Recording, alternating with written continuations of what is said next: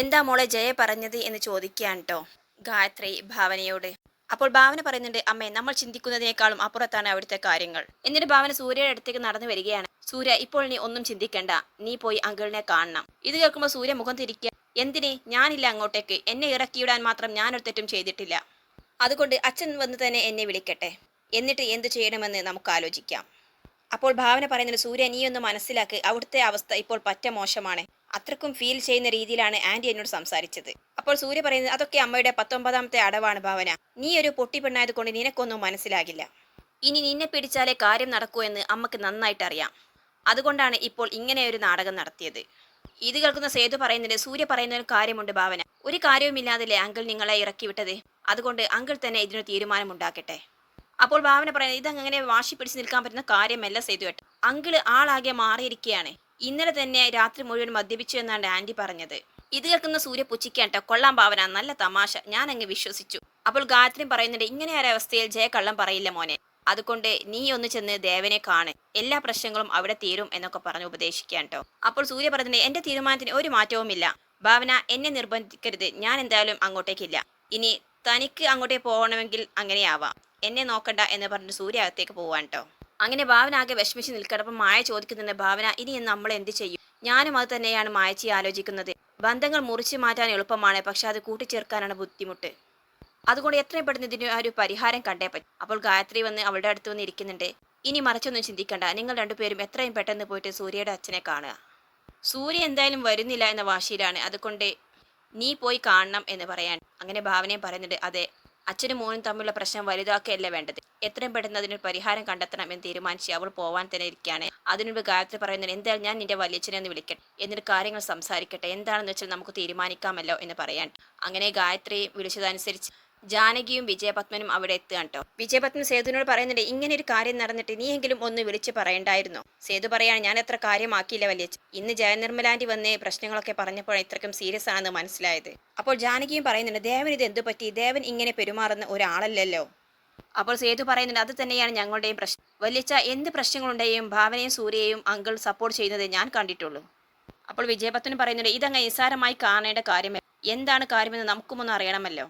അവരുടെ സംസാരം കേട്ടുകൊണ്ടാണ് ഗായത്രിയും ഭാവന അവിടേക്ക് വരുന്നത്. ഭാവനയെ കണ്ടതും ജാനകി ചോദിക്കരുത്, എന്താ മോളെ ഇതൊക്കെ? ഞാനൊന്ന് ഇങ്ങോട്ടേക്ക് വന്നപ്പോൾ എന്തൊക്കെയാണ് അവിടെ സംഭവിച്ചത്? അപ്പോൾ ഭാവന പറയുന്നുണ്ട്, ആ അജയനാണ് പല്ലവിയെ ആന്റിയെ അവിടെ നിന്ന് കൊണ്ടുപോകാൻ വേണ്ടിയിട്ട് പറഞ്ഞു വിട്ടത്. എന്തിന് എന്ന് ചോദിക്കുകയാണ് കേട്ടോ ജാനകി. അങ്ങനെ ഭാവന കാര്യങ്ങളൊക്കെ പറയുന്നുണ്ട്. എല്ലാം അറിഞ്ഞ് സൂര്യ അവിടെ വന്ന് അജയനുമായിട്ട് പ്രശ്നമുണ്ടാക്കിയതും ദേവൻ ഇറങ്ങി വന്ന് സൂര്യയെ അടിച്ചതും പിന്നീട് അവർ ഇറങ്ങി വന്ന കാര്യങ്ങളൊക്കെ എക്സ്പ്ലെയിൻ ചെയ്യാണ്. എല്ലാം കേട്ട് കഴിഞ്ഞപ്പോൾ ജാനകിയും വിജയപത്മനും ഷോക്കാവാണ്. ആ അജയന്റെ ഉദ്ദേശം എന്നെ അവിടെ ഒറ്റപ്പെടുത്തുക എന്നുള്ളതായിരുന്നു. ഇത് കേൾക്കുമ്പോൾ ജാനകി പറയുന്നത്, അങ്ങനെയാണെങ്കിൽ ദൈവമായിട്ടാണ് ദേവനെ കൊണ്ട് ഇങ്ങനെയൊക്കെ ചെയ്യിപ്പിച്ചത്. എന്തായാലും നീ ഇങ്ങ് വന്നത് നന്നായി എന്ന് ജാനകി പറയാണ്. പിന്നീട് സൂര്യയെ അന്വേഷിക്കുന്നുണ്ട് വിജയപത്മൻ. അപ്പോൾ ഭാവന പറയുന്നത്, സൂര്യ റൂമിലുണ്ട്, അങ്കിൾ തലയെതിരി നല്ല വിഷമമുണ്ട് സൂര്യ. എന്തായാലും ദേവൻ എന്തിനാണ് അങ്ങനെ ചെയ്തത് എന്ന് നമുക്കറിയണമല്ലോ, ഞാൻ പോയി ദേവനോട് സംസാരിക്കാം എന്ന് പറയണം വിജയപത്മൻ. സൂര്യയെ വിളിച്ചിട്ട് കാര്യമില്ല, അവൻ കൂടെ പോരില്ല എന്നും പറയാട്ടോ ഭാവന. എങ്കിൽ ഫോണിലൊന്ന് സംസാരിക്കാം, എന്നിട്ട് എവിടെയുണ്ടെന്ന് തിരക്കാം, എന്തായാലും വീട്ടിൽ പോയി ദേവനെ കാണണ്ട, അവിടെ ആ ജയനും ഭാര്യയും ഉള്ളതല്ലേ, പുറത്തു വെച്ച് തന്നെ കാര്യങ്ങളൊക്കെ എല്ലാം ചോദിച്ചറിയാം എന്ന് പറയാണ്. അങ്ങനെ ജാനകിയെ അവിടെ നിർത്തിയിട്ട് വിജയപത്മൻ ദേവനെ കാണാൻ വേണ്ടിയിട്ട് ഇറങ്ങാൻ കേട്ടോ. പിന്നീട് കാണിക്കുന്നത് ദേവൻ ജയയെ അന്വേഷിച്ച് നടക്കുക കേട്ടോ. അപ്പോൾ മാനസിയോട് ചോദിക്കുന്നുണ്ട്, മോളെ നീ കണ്ടിരുന്നോ ജയ എവിടെയാണെന്ന്?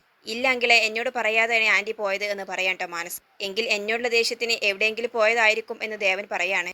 അല്ലെങ്കിലും അങ്കിൾ ഇന്നലെ ചെയ്തത് നല്ല മോശമായി പോയി, അത് ആന്റിക്ക് ഒത്തിരി വിഷമം ഉണ്ടാക്കിയിരുന്നു. അങ്കിൾ സൂര്യയും ഭാവനയും തിരികെ വിളിക്കണം എന്നൊക്കെ പറയാൻ കേട്ടോ മാനസ്.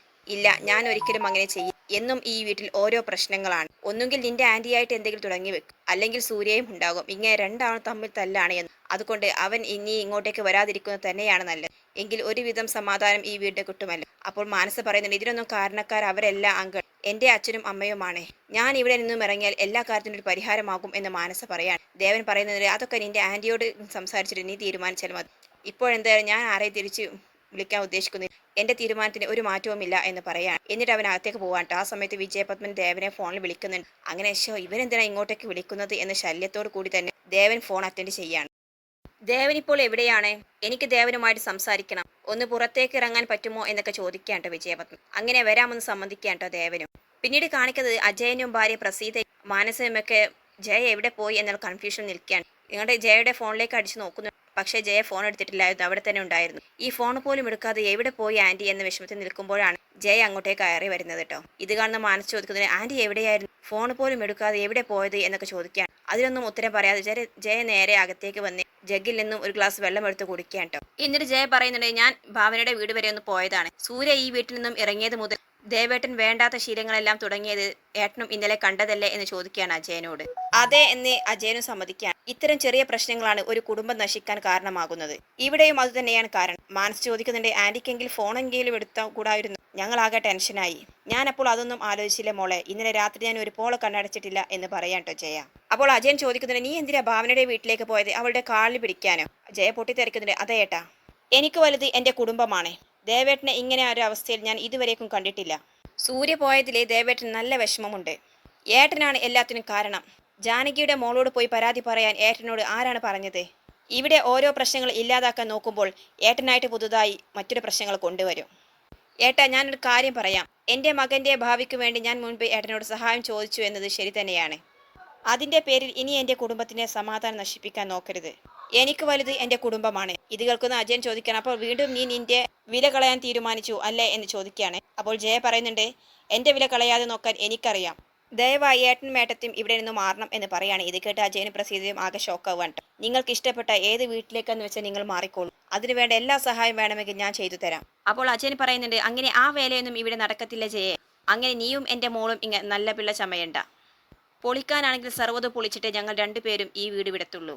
അപ്പോൾ മാനസയുടെ ബ്രാൻഡോ എന്തൊക്കെയാ അച്ഛനെ വിളിച്ചു പറയുന്നത്? ആന്റിയോടാണോ ഇങ്ങനെ സംസാരിക്കുന്നത്? മുൻപ് എന്തോ പറഞ്ഞു എന്ന് കരുതി ആ പേരിൽ ആന്റിയെ ഇങ്ങനെ ടോർച്ചർ ചെയ്യരുത്. എനിക്കും നമ്മുടെ കുടുംബത്തിനും വേണ്ടിയിട്ട് ആന്റി എത്ര ക്യാഷുകളാണ് ചെലവാക്കിയത്, അതൊന്നും അച്ഛൻ ഒരിക്കലും മറക്കരുത്. ഒരു 10 ആയുസ് അച്ഛൻ ജോലി ചെയ്താലും തീർക്കാൻ കഴിയാത്ത ക്യാഷാണ് ആന്റി നമുക്ക് വേണ്ടി ചിലവഴിച്ചത്. അങ്ങനെ നഷ്ടക്കച്ചവടത്തിന്റെ കഥയൊന്നും നീ പറയണ്ട. ഞങ്ങൾക്ക് വലുത് ഞങ്ങളുടെ മകളുടെ ഭാവി തന്നെയാണ്. നിന്റെ കുടുംബത്തിന് വേണ്ടിയിട്ട് അവൾ അവളുടെ ഭാവിയാണ് കളഞ്ഞത്.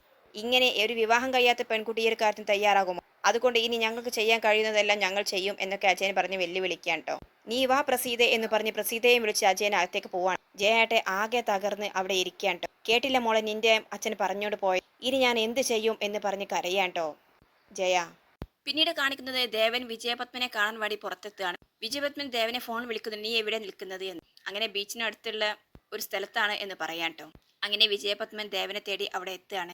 എന്താ നീ ഇവിടെ വന്നിരിക്കുകയായിരുന്നു, ഞാൻ നിന്നെ ഒരുപാട് നോക്കിയല്ലേ, എന്താ നിന്റെ പ്രശ്നം എന്നൊക്കെ ചോദിക്കുകയാണ്. ഇത് കേൾക്കുന്ന ദേവൻ പറയുന്നുണ്ട്, എനിക്ക് ആരോടും അത് പറയാൻ താല്പര്യമില്ല. നീ എന്തിനാണ് എന്നെ ഇപ്പോൾ വിളിച്ചു വരുത്തിയത്? നിന്നോടായിട്ട് ഞാനൊരു പ്രശ്നത്തിനും വന്നിട്ടില്ലല്ലോ, എനിക്ക് നിന്നോട് സംസാരിക്കാൻ താല്പര്യമില്ല എന്ന് പറയാണ്. ഇത് കേൾക്കുന്ന വിജയപത്മൻ പറയുന്നുണ്ട്, അങ്ങനെ പറയരുത് ദേവ. നീ സ്വയം നശിക്കുകയാണ് എന്നറിഞ്ഞത് കൊണ്ടാണ് നിന്നെ കാണാൻ വേണ്ടി ഞാൻ ഇവിടെ എത്തിയത്.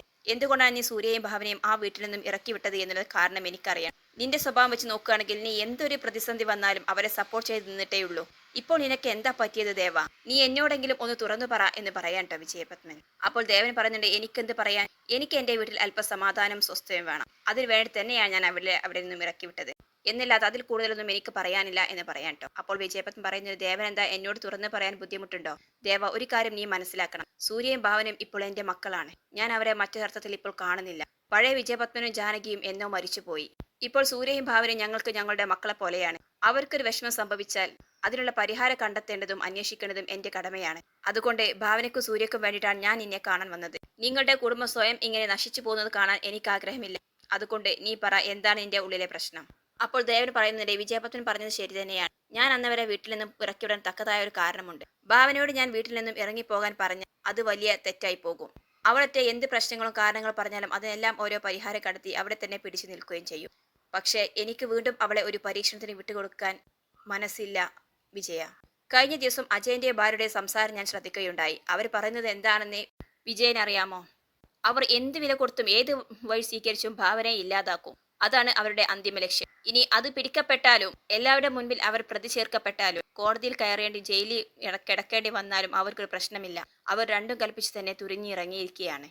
ഇത് കേട്ടാൽ ഞാൻ പിന്നെ എന്താണ് ചെയ്യേണ്ടത്? ഭാവനയുടെ സൂര്യയുടെ ഉള്ള കാര്യം തുറന്നു പറഞ്ഞാൽ അവിടുത്തെ അന്തരീക്ഷം കൂടുതൽ വഷളാവുകയും ചെയ്യും. ഈ പ്രശ്നത്തിൽ പരിഹാരവും കാണാൻ പറ്റില്ല. അതുകൊണ്ട് തന്നെയാണ് ഞാൻ ഇങ്ങനെ ഒരു കാര്യം ചെയ്തത്. ഇതാകുമ്പോൾ സൂര്യ എന്നോടുള്ള ദേഷ്യത്തിന് ഈ വീട്ടിലേക്ക് കയറാതിരിക്കുകയും ചെയ്യല്ലോ ഭാവനയും കൊണ്ട്. എന്തായാലും ഇപ്പോൾ ഭാവനയുടെ അവസ്ഥക്ക് ഇത് തന്നെയാണ് ഏറ്റവും ബെറ്റർ. പിന്നെ ജയ, അവളും ഒന്ന് നന്നായിട്ട് ആലോചിക്കട്ടെ. മകനില്ലാത്തിന്റെ ആ കുറവും വേദനയും അവളും അറിയണം. അങ്ങനെയാകുമ്പോൾ അവൾ തന്നെ അവളുടെ ഏട്ടനെയേട്ടത്തി അമ്മയെയും ആ വീട്ടിൽ നിന്നും ഇറക്കി വിട്ടു. എല്ലാത്തിനുമുള്ള ഏക മാർഗമായിട്ടാണ് ഞാൻ ഇതിനെ കണ്ടത്. എനിക്ക് സൂര്യയും ഭാവനയും എന്നും സന്തോഷത്തോടെ ജീവിക്കണം. ഇപ്പോൾ ദൈവമായിട്ട് ഭാവനയ്ക്ക് കൊടുത്ത ഒരു അവസരമാണ് ഒരു അമ്മയാകാനുള്ളത്. അത് കളഞ്ഞു കുളിക്കാൻ ഞാൻ സമ്മതിക്കില്ല. എനിക്ക് എൻ്റെ പേരക്കുഞ്ഞിനെ കാണണം. സൂര്യയുമൊത്ത് അവർ സന്തോഷത്തോടു കൂടി ജീവിക്കുകയും വേണം. ഇതാണ് വിജയ എൻ്റെ ലക്ഷ്യം. സൂര്യയെ ഞാൻ ഇറക്കി വിട്ടിട്ടുണ്ടെങ്കിലും എൻ്റെ മനസ്സിൽ കിടന്ന് നീറുകയാണ് ഇന്നും ആ വിഷമം. അവനോട് തുറന്നു പറയാമെന്ന് വെച്ചാൽ അത് വീണ്ടും പ്രശ്നങ്ങളിലേക്ക് പോവുകയും ചെയ്യും. ഭാവനയെ രക്ഷിക്കാൻ ഞാൻ ഈ ഒരു മാർഗം മാത്രമേ കണ്ടിട്ടുള്ളൂ എന്ന് പറയാണ്. അപ്പോൾ വിജയപത്മൻ പറയുന്നുണ്ട്, ദേവൻ പറഞ്ഞ തെറ്റൊന്നും ഞാൻ കണ്ടിട്ടില്ല. പക്ഷെ എന്താണെങ്കിലും അത് സൂര്യയോട് ഭാവനയോട് നീ തുറന്നു പറയണം. ഇല്ലെങ്കിൽ അവൻ നിന്നെ വെറുക്കും. പിന്നീട് നിങ്ങൾ ഒരിക്കലും അടുക്കാനാകാത്ത വിധം അകലുകയും ചെയ്യും. അങ്ങനെ ഒരിക്കലും സംഭവിക്കരുത് ദേവ. നീ സൂര്യയെ ഉടൻ തന്നെ കാണണം എന്ന് പറയാണ്. എനിക്കും ആഗ്രഹമുണ്ട് വിജയപത്മ. ഞാൻ എന്തായാലും ശ്രമിക്കാം. പക്ഷെ ഇനി എന്തൊക്കെ സംഭവിക്കാൻ പോകുന്നത് എനിക്കറിയില്ല. ഞാനുമുണ്ട് നിന്റെ കൂടെ ദേവ എന്നൊക്കെ പറഞ്ഞ് വിജയപത്മൻ ആശ്വസിപ്പിക്കുകയാണ്. പിന്നീട് കാണിക്കുന്നത് ഭാവന ദേവനെ കാണാൻ വേണ്ടിയിട്ട് വീട്ടിലെത്തുകയാണ് കേട്ടോ.